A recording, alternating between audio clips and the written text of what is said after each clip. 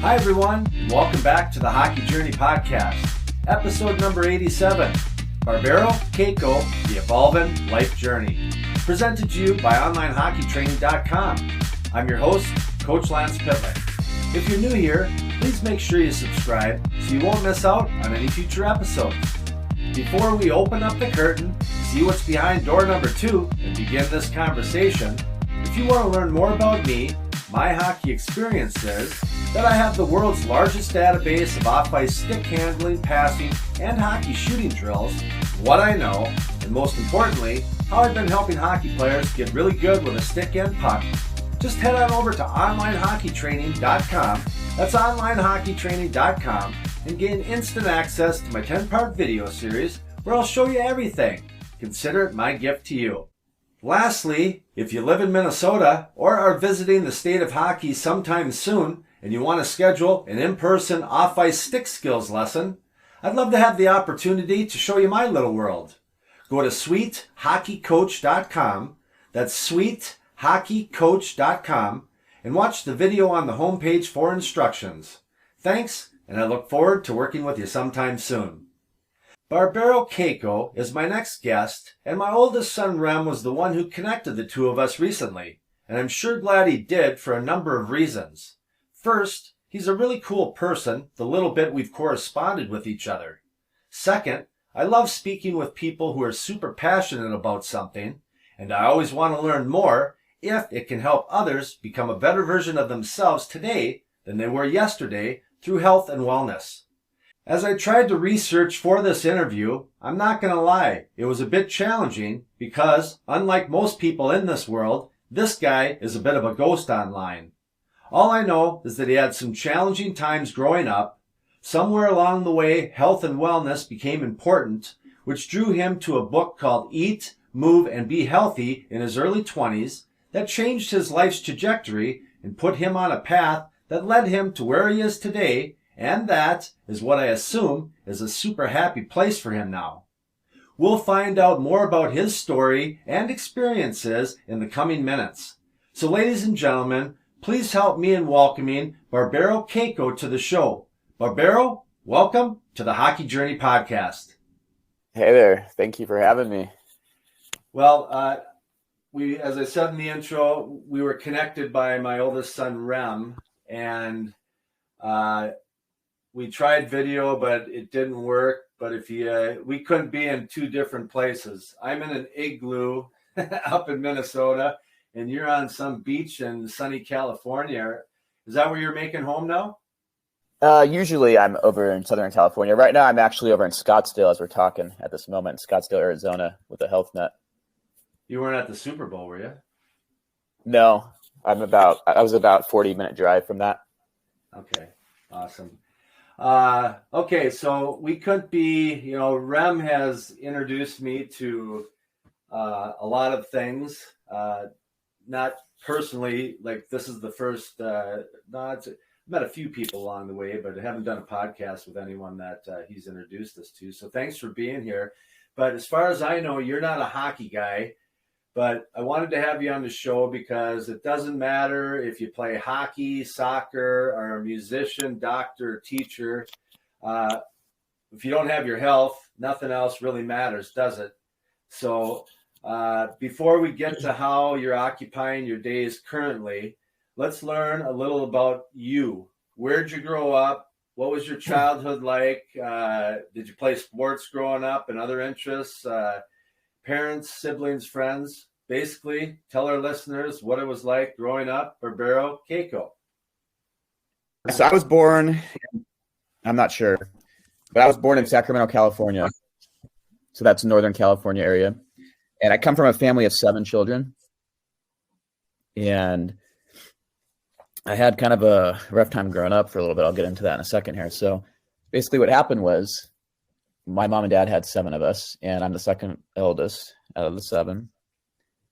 And we went through some battles, and a lot of us were put in foster care when I was younger. So that happened when I was around 10 years old.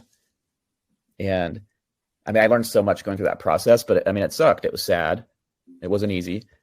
And I had never actually played organized sports until I was in the foster care system. So that was about when I was 12 years old. I just really took a liking to American football. That was just something, I don't know why. I just started liking that sport. And I was playing with some of the other kids who were all bigger and stronger and older than me in the foster home that I was put into. So I got beat up a little bit, but it made me tougher as well. So I was always growing up playing with physically advanced kids and people than I was. Like some of the kids were like 17 and I was 10, so it's a pretty big age gap there for being younger. And yeah, and I was doing pretty well. And I was like, okay, well, I got to enroll in football.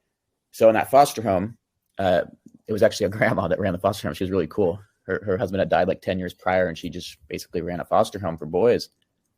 And so she was like, yeah, like she liked sports, and she put me in football when I was 12. And at first I was just playing lineman. I don't know if people are familiar with that, but that's just a position where you block for the quarterback and the running backs. Yeah. And I was like, okay, well, I'm way better than this. And I played that first season at that, but the next season I came back and I was the main running back and one of the best players on the team. And I also played corner as well a lot of the time growing up. So football was my main sport. Hockey was always like one of those mystery things. Like I would go in a store, I would see like a San Jose Shark shirt, and I'd be like, oh, what is this? Like people are like, oh, that's hockey, the NHL. I was like, oh, wow. And I just, when I was watching Sports Center when I was a kid, like I would watch the NBA, the NFL, MLB, like I'd be all up to date on all the players and all the highlights. Then the NHL part would come on really quick, and I would just kind of like check out and do something else. Isn't that funny? So I was just like a mystery to me, right? Yeah. It's so funny, yeah, because it just wasn't part of my culture. It wasn't part of like anybody around me was not playing hockey or even talking about hockey. And then when I was about 13, or no, I was about 15, I finally went and tried ice skating. And this was after years of football and stuff, and it was just so different. Like I was on the ice skating around, and like I was okay, but I was like, wow, like people are playing hockey like on these skates and like running around and crashing into each other and all that stuff. I was just like, whoa. Like that is a freaking crazy sport. And I still didn't watch it, but I was like, well, like I have a lot of respect for those guys that play that sport. And I never knew anybody growing up that actually played hockey the whole time. Wow. Ever. And not really at all until I really met Rem as far as playing hockey at any level. I mean, Troy's son plays hockey, and there was a guy actually in one of my Czech classes that played hockey growing up. But other than that, I literally knew no one. Yeah. It's funny because so it was not like the main sport. You talk about I was playing in Florida with the Panthers. You don't know who the hell they are, but anyways, Rem. No, I do. Okay, he was down there, and when he was up until 4 years old, I think, and I tried to get him to try skating and stuff like that, and he wanted no part of it because none of his friends down there skated or wanted anything to do with hockey. But right when we got back up here, the first kid that he met played hockey, and that's how his hockey journey started. So it's, where you're born is so important. Yeah, for sure. And I remember watching like the Mighty Ducks and stuff when I was a kid, and that part was cool. I was like, oh, wow, this looks pretty fun. But I also didn't see that movie until I was about 13 too. So, right. But yeah, they definitely made the hockey look a lot cooler than I thought it was as well back then. So you're playing football, and you got a pretty cool foster grandma kind of guiding you. What happens then? Mm-hmm. Yeah, so interestingly enough, what happened in that particular situation was the foster grandma ended up getting cancer when I was 4 years into her home, and I had become one of her, like, I guess you can call quote unquote favorite kids in the home. Yeah, like she would always have one that I had the most longevity there. Some kids would come and go. It's a tough system, and the kids are really mistreated a lot of the time, and so all that trauma and stuff just builds up. And so like she ended up getting cancer, and I ended up moving in with one of my best friends at the time. She ended up passing away that year. So for 8th grade, when I was 14, I moved in with one of my best friends at the time, who was also a football player. We played together, and I lived there. So it was kind of like living at a friend's house for the next like 7 years. I moved out of there when I was about 20 or so. And that was fun. It was really fun. It was tough because it was like my second abandonment, because my parents, I got taken from them. And then she had really grown on me, the grandma. And then she had, gotten sick and got taken up with the cancer. And then that was like my second abandonment. So now I was with my friends, and that was fun. I'm not going to say it's not fun. It was fun throughout high school and all that kind of stuff. And I also went from living on like lower budget, I guess more people would call it poverty type stuff, like, you know, not having that expensive or nice stuff, all that kind of stuff with my family and the grandma, to now living with a family that was more affluent, and they would spend more money on stuff. So like we lived in a really nice house in a really nice neighborhood, and I felt like super spoiled. It was just a whole different way of life for me. And I will say it was kind of weird. Like it felt weird. Like I was like, wow, like I felt like I didn't deserve it. But at the same time, I did value it. I did value it, and, you know, I took it. And then I ended up getting pretty much kicked out of that family when I was about 21. We had some drama go down with me and one of the older sons of theirs, their actual son, not my friend, but his older brother. So stuff that all could have been worked through and still could be, but it just hasn't and wasn't, you know, one of those things. So I ended up getting pretty much disowned by them, and we don't have contact anymore. So that was kind of like my third abandonment. Can I interrupt? And then I have, yeah. Can I interrupt you just for a second before you move on? I mean, I listened to something that, you know, your mom and dad, there was like a 31-year age gap, that your dad came from another family. I mean, that's a lot of stuff that you have to get through. That's really heavy. You know, what were your coping mechanisms? How did you do that? And then you had different people that you had to stay with because you were in a system that, you know, was out of your control. I mean, how did you overcome those obstacles? Yeah, I mean, it was well, when I was a kid with my parents, I didn't really think it was that weird unless I went to school and kids were like, "Oh, is that your grandpa?" Because my dad was older. You know, I think he had me when he was like 55 or 54. And then he had my youngest brother, who's 10 years younger than I am, when he was 64. Wow. So like he was getting up there in age, you know, having children still. He had two families. He had a whole family before ours. So I have like half brothers and sisters that are approaching 70 right now as we speak. Wow. And that was from a whole different life he had with a different woman before he met my mom. You know, my mom was a lot younger when he met her. And then he started another family, you know, an Italian guy just pumping out kids. Wow. And so I didn't really, so he was great. You know, I just didn't really get to grow up with him that much. And it was tough, like with the foster care and all that kind of stuff, but I was always strong mentally. Like I was just used to having to like show up for myself. I guess you can call it that. Because there was a lot of foster kids do not take that situation very well. And I saw a lot of them go to drugs. I saw a lot of them go to like having babies really early and just kind of like doing the same dysfunctional cycle, you know, with having children of their own, with the abuse and that type of stuff. And I always just stayed, as soon as I went to my friend's house that had like the family that was, I guess you could call perfect, you know, the nice house, like the organized, structured family that's all together. Yeah. And, you know, I kind of molded into that, but I was still an outsider. Like I never looked at that as my actual family. I looked at it as my friends. And like, right. I just need to stay well behaved, which I was. And many would say better behaved now than their actual children. Yeah. But it's all good. You know, it's not a competition. Right. But yeah, I mean, it taught me a lot. It just taught me that, you know, I always had to be like self-sustainable. Like I didn't really have something to fall back to and just rely on to like provide for me. Like I felt like I had to kind of do things on my own, even though I did technically, you know, I was having stuff bought for me. I had a home, stuff like that, but it never really felt like I had someone to completely open up to and to also just completely rely on. Like I felt like I was kind of alone and abandoned. So yeah, it was a lot of stuff to go through. And you have any other questions on that? No, I mean, it's all relative, you know, as far as what is normal. You know, my parents divorced when I was just finishing fourth grade.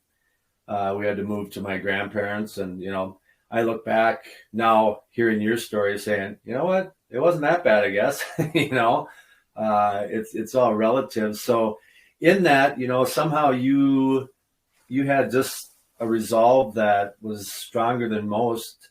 You're playing football. You're in a stable home.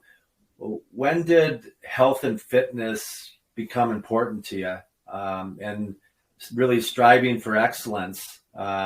Or was it there's something that happened that kind of brought you to where you were like rock bottom, and then all of a sudden you were introduced to something and your life changed from that moment on? Yeah. So when I was a kid, I just remember seeing like, I think I was watching like Baywatch or something, and the guys were like kind of like ripped, And I was like, wow, like I want to look like that when I'm older and all this stuff. I think I was like 8 years old then. And then when I was about 11 in the foster home, like they had some weights in the garage, and I just started kind of messing around out there, lifting weights, like bench pressing, all that kind of stuff. And then when I got to 8th grade, I was like the strongest kid in the school, lifting all this weight and all that stuff. And this was still like not really properly trained lifting. I was just kind of like throwing the weights around, Yeah. And it just progressed from there. Like once I got out of high school, I took it really seriously. So once I was 18, 19, I started to really train and go to the gym. I was doing like 2 a days. I was working a full-time job in a warehouse, and I was also a full-time college student taking classes. Wow. And I would still go to the gym twice a day, in the morning before work and then later at night. And I was a bit obsessive. That was kind of like a burnout thing. Yeah. And then what happened is I did that for about 2 years. And then when I was about 21, I found yoga. I found hot yoga, and I was like, okay, I'm going to start trying this. So then, of course, I went in there and I got obsessive with that. And I started doing two to 3 classes a day. I got fired from my job, and I was on unemployment at the time. So I was getting free money, for the most part. Yeah. And I was doing yoga. I took that as my job. I was doing all these classes, sweating. I turned into Gumby, really flexible. And I met this teacher there who was just ahead of the game when it came to nutrition and stuff, a bunch of stuff I had never heard of, because all I heard of before was all the bro science stuff and the normal mainstream stuff that's taught in like colleges and all that in high school. And I was just like blown away. I was like, wow, like, how do you know all this stuff? And I was like 21, and he was like, oh, like, and then he had a lanyard that he would wear, and it said Chek Institute on it. He's like, oh, I went to the Chek Institute here. Paul Chek, you should look him up. And I was like, okay, great. So I wrote down the name, and as soon as I rode my bike home, I went and looked him up on YouTube. And back then he wasn't nearly as popular, but this guy was like an encyclopedia of advanced fitness knowledge and everything else, nutrition and stuff that I just hadn't heard before. And I was like, holy crap. Like I had done all this other like studying, and I'd been working out like all this way, like forever. And I had an ego too. Like I always felt like I was like ahead of the game, Right. And because I was strong and I was in shape, and like I was like, I was pretty disciplined. Like I was disciplined with eating, even though it wasn't all like healthy, but it was still disciplined. Like I didn't drink.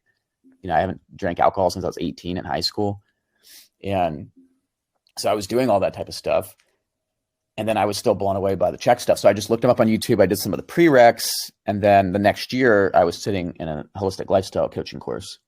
And this was after already doing a personal training certification through a different institution. And that stuff's good for basic training, but I was like, wow, like I didn't really learn much with that. And also another thing I wanted to add too is while I was looking up the Chek Institute and Paul Chek and all this stuff, I was like in college taking classes like chemistry and all this stuff, because I was going to go for a nutrition major. Sure. My whole plan was to like go to San Diego State and do nutrition and all this stuff. And I was kind of like just messing around in college before that, just not knowing what I wanted to do, but taking prereqs. And I was at a junior college. And then I was focusing on the Chek stuff the whole time and reading his book, How to Eat, Move, and Be Healthy, and like reading about metabolic typing and all these other books outside of college, like that were not part of the curriculum, So basically I just had to quit college. I basically quit after that summer doing that chemistry lab. And I went full go into the Chek Institute stuff. So you're gaining all this knowledge, but like the hot yoga, and then now with Paul, you're just in working out. I mean, you were just working out and using stuff, but you weren't trying to acquire this knowledge or to get your body to a certain point to be able to start coaching people. It sounds like you were just doing it for yourself and trying to figure out how to maintain the day that you created. Yeah, at first it was all for myself. Even the certification for the personal training was really for myself. And I did have a plan in the future. Like, once I kind of master more of this stuff, I did want to teach it and have that be my job that I'm paid for and all that. And I did that for a couple of years. I practiced all the Chek exercises myself. I got them all down. Like I really practiced hard. I worked out at home, and then I started going to the gym and doing all the lifts. And it was just so much different than I would lift before because it wasn't as functional before. And there were certain key things in form and technique and posture that I wasn't even aware of before or thinking about. And I started implementing all that stuff. And then as I kept going through the Institute classes, which were really addicting to me because I was learning all this new stuff. And Right. and then I started sharing information with friends and family. Like it became addicting to learn, you know, Right. and start utilizing it. I didn't utilize every single thing myself, but I did do quite a bit of the stuff. And that also took me down another path of just studying outside of the Institute, you know, with my own studies, like a lot of the reading and always listening to books and lectures and podcasts and stuff of value and taking, you know, what works for me as a Cliff Note version and using that. And, you know, I've developed a great skill of listening to where I can just discard a lot of the nonsense because there's so much filler in a lot of books and a lot of material. And I'm really good at like navigating through that type of stuff now, you know, after so much practice of being a student. So for me, my primary focus, my area of expertise, I guess, is helping players get really good with a stick and puck, passing, stick handling, shooting. And it took me probably 12 to 13 years before I finally said, okay, I think I'm in the master category. I got this dialed in. And just like you said, you only can have a chance to get close to that by practicing. So did you start getting to that point where you're like, okay, I feel like I got this thing pretty dialed in. Now what's the next step? Yeah. I was thinking that way. I was like, wow, like, you know, I don't feel confident really getting paid to teach this stuff unless I'm kind of like a master at it. I was also kind of checked on that one too by Paul Chek later on because he's like, you don't, you know, there is no perfectionist. You just start implementing stuff and you learn as you go. And I was like, okay, well, that sounds right, you know, which is true. And that's what I teach now as well, like in business and in any health stuff. But I was like that where I took a lot of time and I was like, okay, once I get all this stuff down perfectly, I'm going to start training and like all this stuff. But then I started taking the courses. Once I started taking the Chek courses, I started to actually train with the guy that was teaching yoga, one of my friends, Ryan, at the time. And he actually opened up his studio. He had a private training studio and allowed me to start working with some of his clients. And then I started getting some of my own. So I was working out of a private studio for a bit there, and it was actually really good. And I gained so much knowledge out of that because I actually got to like start implementing the skills, you know? Right. And especially at the young age, I was like 22 when I started at 23. And I did that for a couple years, a couple days a week. And then I taught some boot camp classes. So like he was just getting me exposed to more and more, which is awesome. He's about 8 years older than I am. So he was pretty established already in the space. And yeah, it was just so good. But to actually start doing it with others felt so good. Like doing it myself felt amazing in the beginning too, but actually starting to do it with others felt great. Well, until you start doing that as well, you don't know what's on the other side of that door. They say you can't be a master at anything until you start teaching it. And that's the same thing. You know, I had to relinquish my life as a player and surrender to becoming a coach and start at the beginning. And it takes some time, but man, the next person that kind of you meet through the Chek Institute and the classes you're going through is a guy named Troy Casey. And he gets you involved in kind of the next level of what's going on in your life. Yeah. So in December of 2011, it was my second holistic lifestyle coaching course. And that was actually with Paul Chek in person. So I was like super excited about that. I was 24 years old. It was in San Diego, and there was like 50 people, and there was a big group, including many people today that are pretty high up in the Institute and just working at a high level, including one of his wives, and as a student at the time. So anyway, so I connected with Troy pretty well. Like he was just an interesting character, and he had his daughter who was like a year old at the time, like balancing on one foot on his hand, like a ballerina. And I was just like, holy crap. Like, this looks so cool. And then he was talking, and then he was talking about like a bunch of herbs and just, he had like these big eyes, like full of life. And just, he was like so passionate about talking about all this stuff. And he was cool. So we sat by each other and like, you know, we kind of made friends and stayed connected.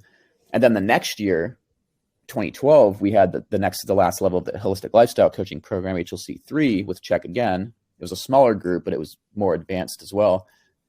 And that was a 6-day thing. So during that class, Paul went around and asked everybody, what is the number one thing right now that if we're removed would help take your life to the next level, in a nutshell.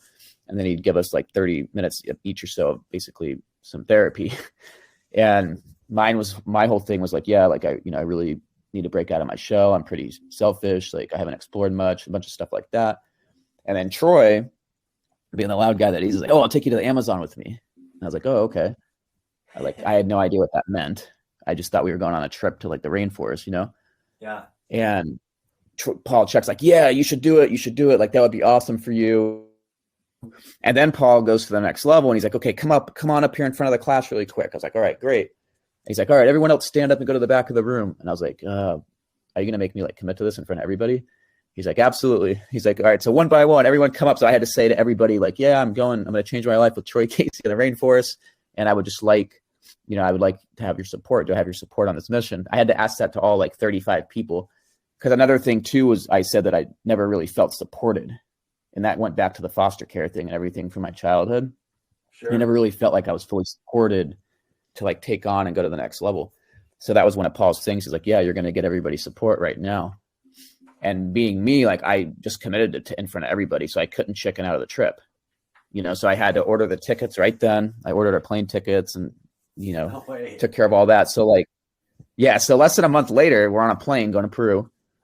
And actually the day before we left, I was talking to Troy and he's like, yeah, like, when you're there with a medicine, just, kind of check in and, you can have as much as you want. And I was like, wait, what medicine are you talking about?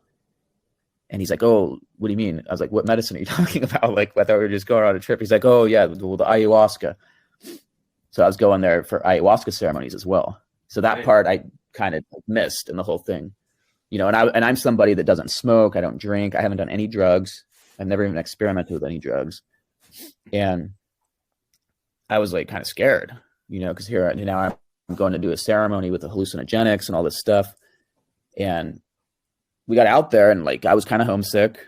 I was the kind of guy that I was kind of like I used to be. I was really stuck in my ways of lifting and doing all this movements and studying all the Czech stuff. And so like getting out to the rainforest for 10 days and being in these bungalows, which were really well built. And it was great. Like the scenery was awesome. Everything was awesome. The ceremonies were cool. But I was like, I found myself challenged out there too. Like, well, I can't wait to go home. Like I want to go eat butter again and all the meats and everything. You know what I mean? Yeah. Because they had us on like a pretty strict meal plan because the medicine integrates better that way. So, and that was my first like really trip and exposure to Troy outside of the classes and like texting and being online, Right. So we became closer with that. And then back then he also offered me his business opportunity at the time. He was working with an Amazon herb company and I think he was doing pretty well. And I was just like terrified of that. I was like, no, I'm just training right now. Like, and I basically told him no for business for 9 years until 2020. We've been friends the whole time. Like, there was always the question, like, are you going to join me in business and all this stuff? And I would always be like, no, now's not a good time. And just couldn't wait to like change the topic, Right. So what you started the Chek Institute, 2010-ish, and then you say you didn't kind of take Troy up on his business opportunity until 2020-ish. What were you doing in between there for work? Were you just training and playing the guitar on the street corner? Yeah, well, that's exactly what I was doing. I was doing some training with people. I was also doing some side hustling, like buying and selling stuff and selling it. And that's about it. I was doing a ton of studying and Wow. kind of laying out in the sun, like doing leisure life, definitely hiding. I would say in a way, hiding from really getting, my skill set out there and hiding from touching as many people as I could and just kind of storing and collecting information and just kind of earning as the least amount of money I could just to get by and kind of build a savings. But I was not like fully out there, so in a way I was kind of like doing Chek's training and all that stuff a disservice by not sharing it as much as I could and implementing it into other things. And then in about 2017, when I turned 30, I got kind of depressed about all this. So I just kind of checked out of everything. I stopped training. I kept working out and I kept studying. I kept doing all that, but I just checked out of training. I checked out of like even trying to find a job. And I started living off my savings and my credit cards. And that lasted for about 3 years. And then that whole Corona stuff happened. And I'm the kind of guy that, like, I'm not a negative person, but I look at everything, not everything, but most things that go on in the world and kind of dig into it a little bit. You know, I learned that from Chek, my days with Chek and all that.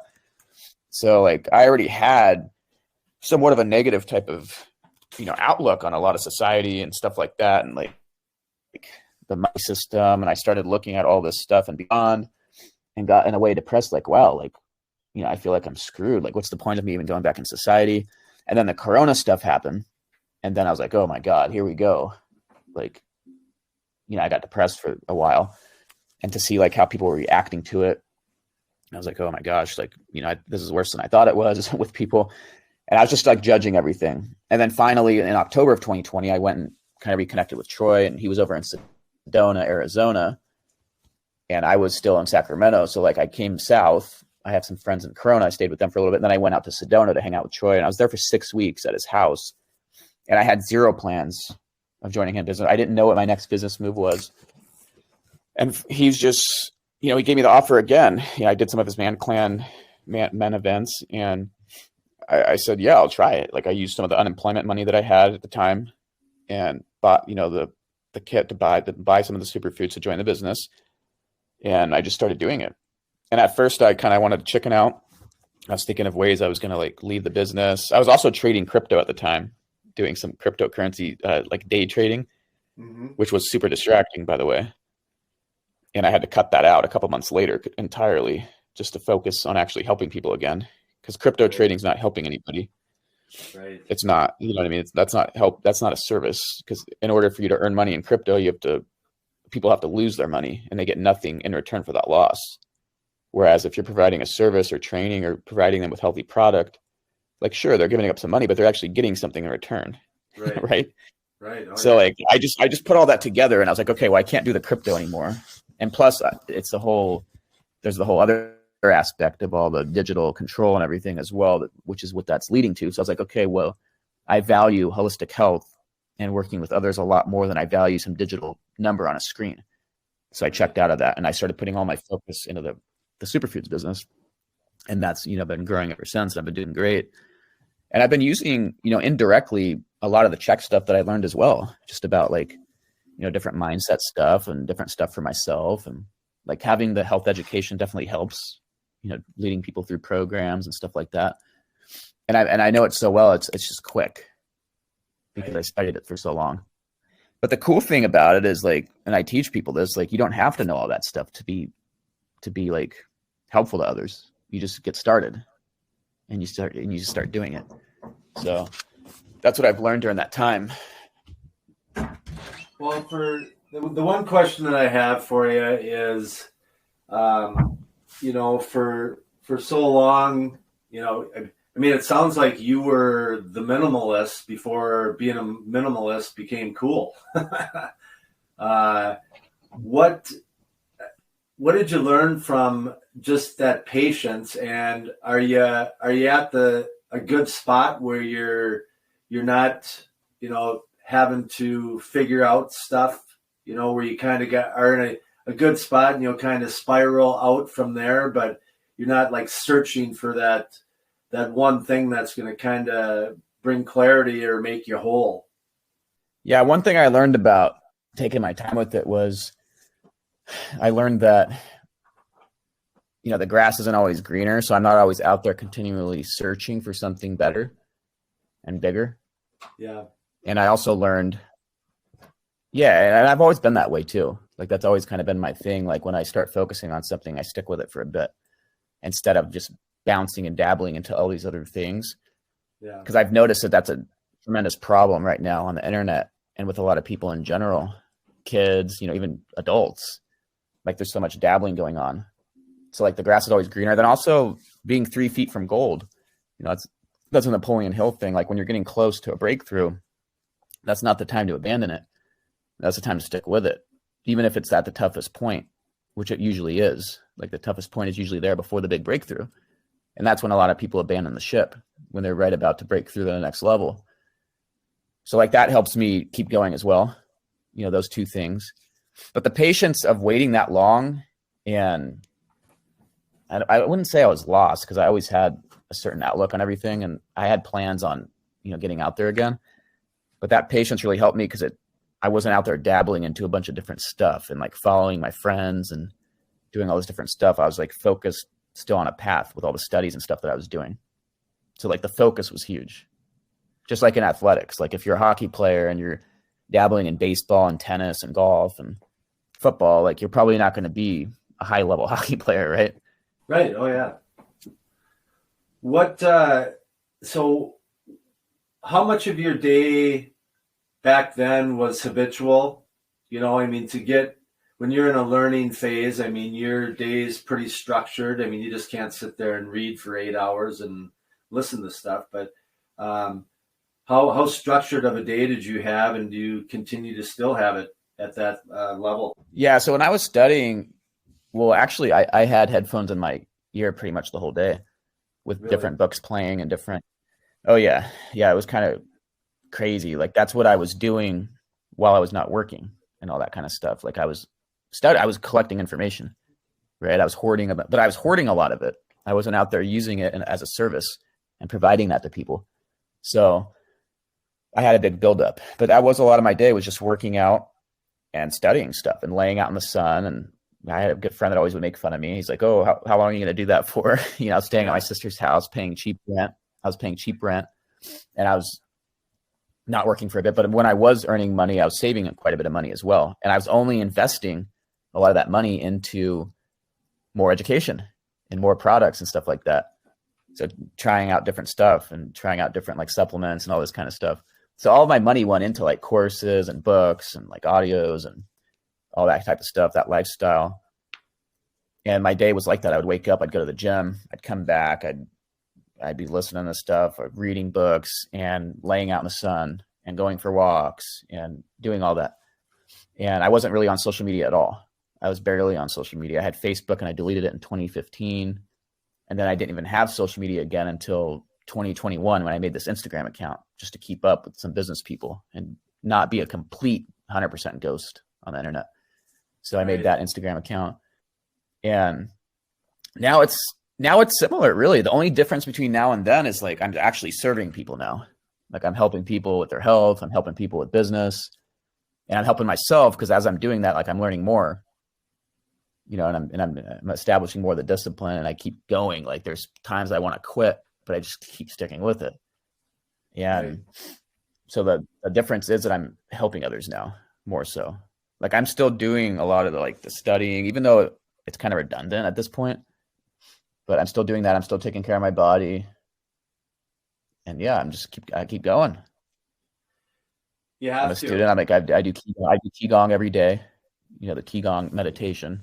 Yeah. You want me to explain that really quick? I don't know if a lot of people know what that is. That would be great, because you know, I've done a solo episode on meditation, because I didn't formally do it, but you know, now that I have spent some time learning about the different forms of it, you know, prayer is a form of it, and but yeah, tell us a little bit about that, and I think our listeners, because I mean that's the one thing. I mean, hockey, that's one thing that my listeners they chose to make important in their life, but there's a lot more to the day, and a lot more to that goes into feeding the physical part of playing a sport.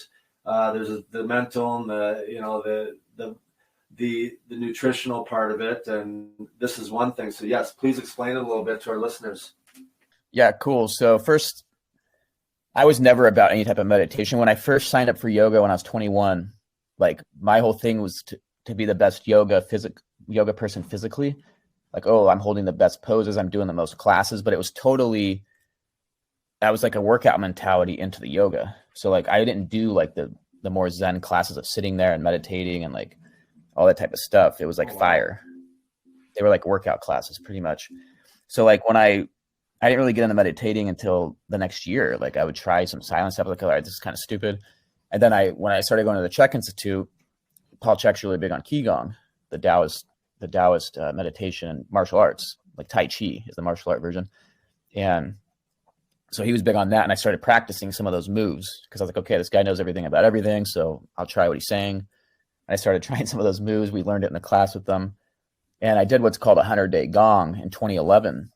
So a 100-day gong is 100 consecutive days of doing Qigong. And Qi is like the Taoist form of the Indian, like prana, which is like the life force, energy, vitality that runs everything. So Qi is that, the Taoist philosophy. And Gong is a practice. So it's like an energy, vitality, cultivation practice. And the Gong is 100 consecutive days of it. And if you miss one day, you got to start over from day one. So I was like, okay, well, I can't miss one day. So I had this whole checklist, and I would literally check off every single day. And I was doing it for like 20 minutes, right? And it was great. Like I was learning, I started like getting into deeper levels of meditation. Like my body felt better. Like I felt more fluid, and like I was retaining more stuff that I was studying. So I did that in 2011. And then over the years between then and 2016, I would just I would do a gong here and there, but I didn't do it every day.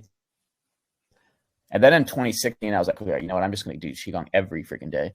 So since then, I've been doing it every single day, and I haven't missed a day since then. And I always switch up every 100 days, different moves that I want to work on for my Qigong practice. So there's a bunch of different types of moves. Just like, even if it's just moving my hands slowly, pulling them apart, and then slowly bringing them together to where they're almost touching, you can really feel the Qi build up. So you feel like that energetic force build up. So I do that every single day, no matter what. And I've laid down at night before, and I was like, holy shit, I didn't do my Qigong today. So I got up, I set my timer, and I started doing it when I was like dead tired. So I've worked it in between so much. I've had really busy days. I've had to work it in. Like I have to like escape something, or I'll go around and just hide somewhere just to get that Qigong done. Right. Because I'm like disciplined with it. Yeah. So doing it, that's part of your day. It's like breathing, eating. Are you still doing full workouts or full yoga in addition to that on other days as well? Yeah. I mean, I don't do yoga as much anymore, but like working out in the gym, I still lift pretty regularly, 4 days a week or so. And I'll do Qigong no matter what, if I lift or not. And I usually walk for about 40 minutes to an hour a day too. Like in the evening time, I like to catch the sunset. Sure. It depends on where I am. But if I'm at home in Southern California, I'm usually always out there walking the dog and watching the sunset. Yeah. And by the way, with the Qigong, the Zen swing, if you look up Paul Chek Zen swing on YouTube, or even Troy, he has a lot of videos on the Zen swing. Like that's a really good one for hockey players to do and start practicing the Qigong, because it really helps build a fluid spine. Yeah. And it's just like you're kind of like rocking back and forth. So I've noticed my body control got a lot better when I started doing all the Qigong and Tai Chi movements. And then also putting that in the, like with the practice of like lifting weights. So like I'll go in the gym, I'll do a little Qigong, and then I'll start lifting like deadlifts and different stuff. And it just helps me like keep focus on like form and all that kind of stuff when I'm lifting. Because I watch people in the gym, and most people are just, you might as well put a blindfold on them how they're lifting. Like they're completely out of alignment, and they're just like throwing weight around and throwing their body around. And like, I still see that now. I'm like, wow, like I'm 13 years into this stuff. Like I can imagine still doing this. Like these people get in so much pain. And then the nutrition part's key. Like I'm really big on gut health and eating really good, clean food, which helps big time, because that helps clean the intestinal tract, and that helps your core function. And if you have strong core function, like as you know, with hockey, that's going to improve your ability on the ice to balance. And you're going to be much more integral with everything. Like it improves your nervous system and improves the firing of your core muscles, and which goes into the extremities and all that. So like, just even something as simple as really cleaning out the gut and eating a good, solid, like nutritious diet and avoiding a lot of the trigger foods and a lot of the bad stuff, like you're going to see a dramatic improvement in performance. And that's what Rem's been doing too. And he's told me how much of an improvement he's seen, over the last couple of years since he's known about Paul Chek and everything. Oh yeah. Yeah, there's this so much. I got a couple more questions if you still have the time. And thank you. This has just been so informative. This great messaging, and I'm just really enjoying it. So I get in front of a lot of really driven people that have lofty goals. They have big dreams. And what if, they're the one thing that they haven't spent much time learning about is, nutrition, health and wellness. How can you help the people that I get in front of, or how can some of the people that I get in front of get in front of you to get a little bit of your wisdom and guidance to help them through this journey? I am a ghost on the internet for the most part, and that's going to change eventually. But I am available on my Instagram account as Captain Informer, and I use that as kind of like a texting service for the most part.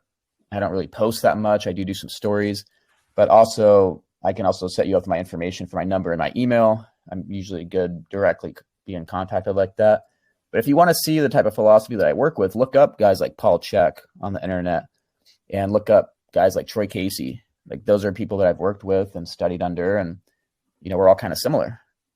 And then I have different options. So like, I don't coach as much directly anymore, but I do put people through organic superfood programs. And I also do a lot of work with entrepreneurship as well, and getting people started with that as I keep building my entrepreneurship skills. So there's a couple of different ways to work. Yeah. You speak of college, how important it is for kids to go to college these days. To me, not as important as when I was a kid, that's for sure. Well, yeah, same thing. And, like I said earlier, like, I quit the college to go do something I really wanted to do, which was the Chek Institute. And I learned way more than I would have ever learned by going to college courses for kinesiology and nutrition by doing that. So I feel, unless you're going to work for the system forever as like a lawyer or a doctor or a nurse and that kind of stuff, I don't think you really need it at all.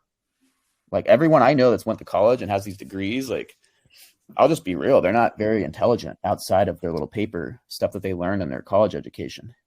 Like, I've seen a lot of people that I was just blown away with how little they know about most stuff outside of that curriculum they were taught. So yeah. I look at college as more of like an indoctrination type thing and like a money grab than anything, unless you're working as a certain profession that really needs that degree and that training. Like, if you're a lawyer, like, you kind of got to know the law school stuff, right? Yeah, yeah. Or like, if you're a medical doctor or a surgeon, like, okay, like, you need that training. But most other stuff, you don't need to go to college. If you're going to college for business, you're completely wasting your time. That's number one, because you can learn business much quicker and cheaper doing it yourself and start learning more stuff. Even the internet has a ton of free info on all that. Oh, yeah. So, yeah. To answer the question really quick, I don't feel it's that important, other than like if somebody wants to go and get a party experience and meet a bunch of different people. And if it's their first time, like, living away from their parents, like, all that kind of stuff. But as far as actual education goes and like it leading to like business and success, I think it's almost useless unless you're one of those professions I named off earlier. Yeah, totally agree with you. Or if your goal is to like play sports, maybe it's good to go to college.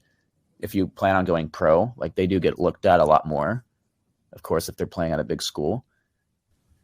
Yeah, absolutely. Hockey's, every sport's a little different as far as the path to the pro level, but college definitely gives, is a path, a requirement. So if you're going to take that college route of a path to get 4 years of growth, education, and expert training, that's what you have to do. But I got a degree, and I guess I've used a little bit of it, but I don't think that it's needed, and I would support everything that you just said on that. So the last question I have for you, my friend, before I let you go is, what's the most proud are you of overcoming or accomplishing or achieving? What are you most proud of? I would say it's not caving into a lot of the vices of society. So a lot of the addiction stuff, like I'm just such a stickler against caving into what everyone else is doing. And I've been like that a lot of my life, like even through the growing up in foster care and all that. So not caving into the traps, like all the drugs and chasing down different jobs and chasing down all the girls and like going out there and like changing who I am to try to attain other stuff because it's, you know, it's like seen as like cool or success to society. And avoiding all that is probably my biggest successes so far in my life, to be real. I mean, I can't think of anything better than that, than just being myself and liking being myself, liking being different, liking not. And that's like kind of how I view success as well, is like wanting, enjoying what I currently have without comparing it to the other people's results out there. So like, yeah, I'm not a multimillionaire in business. That's great. But I've been around people that are millionaires, and I wouldn't trade my physical health for theirs. You know, I wouldn't trade anything for theirs from what I see. Right. Because I value myself that much. And will I eventually be a millionaire? I don't know, you know, hopefully, but it's not the end all be all. Success is, you know, really wanting what I currently have and being of service to me. Definitely the monetary thing is a byproduct of, you know, a good process and lifestyle. And the way I see it too is like, I don't have a problem spending all the money I want on quality food, quality education, going wherever I want, you know, living life on my terms, not checking into a job. Like that stuff's great. I know there's a lot of millionaires that can't really say all that. They usually have a lot of money put in different areas, or they're trapped to a certain like corporation, or who knows, maybe they have some like blackmail on them or whatever, or they're like in an unhappy family situation. So, you know, it goes both ways. So that's why the success thing isn't always about money to me. No, but it definitely helps to have enough to do what you want. That's for sure. Yeah. Well, totally agree. Totally agree.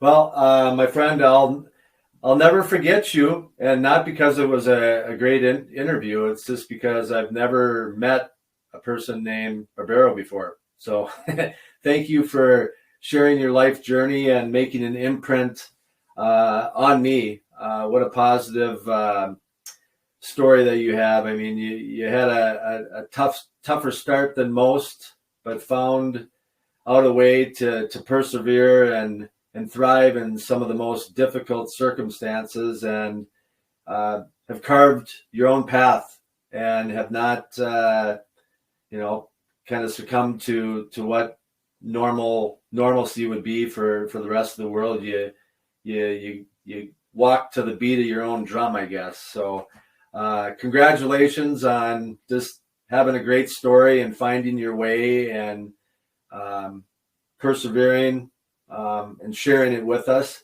I'm gonna, when I edit this, I'll go through everything and add Paul Chek and Troy Casey, their information in there, and the other things just where people can learn a little bit more about some of the people and the information that really influenced you to where you are today.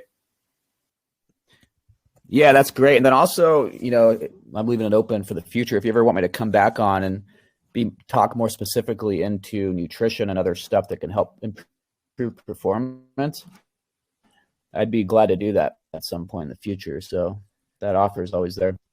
Well, I'd love to. Can you give us a 2-minute, you know, quick thing on that, you know, how important it is, nutrition for performance for elite athletes or any athlete? Yeah. So, I mean, the basic way to look at it is your body is constructed of what you're consuming. And if you're consuming junk, your body, you might still be able to perform at a high level for a while, but it eventually catches up with you. And a clean and way of eating and living adds higher levels of awareness and vitality. Vitality is the life force, and awareness is being aware. And you can't really have one without the other. And as you know, like, awareness is key, not just in sports, but in life in general. So like the stronger and cleaner you can be with your eating and all that, and you're just going to perform at higher levels. It's going to improve your nervous system. It's going to improve your reaction time.